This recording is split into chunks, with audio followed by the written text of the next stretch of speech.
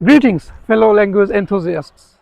Right now, I'm welcoming you from Ricerville, Rice, or I can say Marsh. Okay, and this is the place where you can take fresh wind. I mean, fresh environment, the weather. It's an open space, that's why the wind is blowing at this moment, and there are some Rajahash, wonderful goose. They are at this moment swimming in this bill, or I can say on this lake or water. So dear language enthusiasts, my dear English learners, welcome back to Mehdi's English Care, your sanctuary for linguistic enlightenment.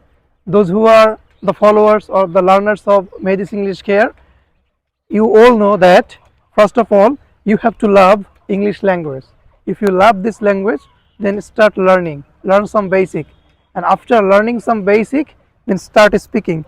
If you can start speaking English, one fine day you will be a fluent English speaker. Okay, so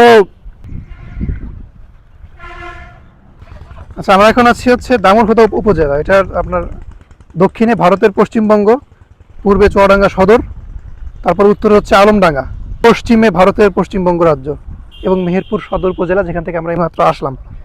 জলাশয় চিত্রা, মাথাভাঙ্গা, ভৈরব নদী, কানাইডাঙ্গা খাল, হাতিভাঙ্গা খাল, কার্পাসডাঙ্গা খাল, মিরগঙ্গি বিল, রাইসার বিল, এইগুলো হচ্ছে আমাদের এই চুয়াডাঙ্গা জেলায়, তাই না? চুয়াডাঙ্গা জেলা বা মেহেরপুর জেলায়। ওকে, আমরা ঘুরতে আছি রাইসার বিল। এই বিলটা কিন্তু ছোট না, বেশ বড়, খালি ওই পাশ থেকে একদম, তাই না? একদম ওই পাশ থেকে আপনারা দেখতে পাচ্ছেন। এখন আর কি মনে হয় পানি কম, সম্ভবত পানি এখানে আরো বেশি থাকে, যার কারণে। ঠিক আছে, আর আমাদের দ্বিতীয় যে স্লোগানটা, second motto, travel and speak English, যেটা আমার মেইন স্লোগান। ট্রাভেল করতে হবে, ইংলিশে কথা বলতে হবে। কারণ দেখেন, আমি এখন ঘুরতেছি, আমরা যদি এখন ইংলিশটাকে বলতে পারি, আমরা যাই করতেছি না কেন, what ever we are doing, if we can speak, আমরা যদি at least instead or in place or in Liu of speaking Bangla, if we start speaking English, that's all right. Just এই ঘোরাঘুরি, মজা করা, ঘোরাঘুরি, এটা যদি ইংলিশে হয়ে যায়, তাহলে আপনি খুব দ্রুত ইংলিশ শিখতে পারবেন। মানে বইয়ের মাধ্যমে, ঘরে বসে, প্রতিষ্ঠানে গিয়ে ক্লাস করে আসলে অতটা শেখা যায় না, যতটা না প্র্যাকটিক্যালি রাস্তাঘাটে আপনার বাস্তব জীবনে বন্ধুদের সাথে, স্কুলে কলেজে বা ঘুরতে গিয়ে ইংলিশ বলে যতটা শিখতে পারবেন। কারণ এই মুহূর্তে আপনি এখানে দেখতে পারবেন যে এখানে নদী, এখানে খাল, এখানে বিল, এখানে বড় বড় গাছপালা, এখানে কুড়ে ঘর, এখানে রাজাহাঁস, এখানে মাটি, বাংলার মাটি। সো এই সব জায়গায় আপনাকে থাকতে হবে। দিন শেষে এই জায়গাগুলোতে আপনাকে বসবাস করতে হবে। যার কারণে এখানে আসলে এগুলো দেখলে আমাদের মুখে কথা আসে, অনেক কিছু বলতে পারি। ঘরে বসে থাকলে এই জায়গাটা আমরা অতটা ফিল করতে পারবো না।